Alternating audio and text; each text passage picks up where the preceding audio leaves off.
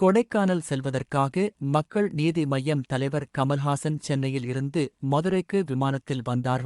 ஏர்போர்ட்டில் அவர் செய்தியாளர்களை சந்தித்தார். மேகதாது அணை விவகாரம் குறித்து கமல்ஹாசன் செய்தியாளர்களிடம் கூறுகையில், என்னுடைய சிறு வயதில் இருந்து நடந்து கொண்டிருக்கிறது. எனது தாடி நிறம் மாறிவிட்டது. தண்ணி கருப்பாக ஆரம்பித்துவிட்டது. தாடி வெள்ளையாக ஆரம்பித்துவிட்டது. ஆனால் பிரச்சனைக்கு இன்னும் தீர்வு கிடைக்கல என நொந்து கொண்டார். என்னோட சின்ன வயசுல இருந்து நடந்துட்டு இருக்கு பேச்சு. எனக்கு இப்ப தாடி கலர் பார்த்தீங்களா,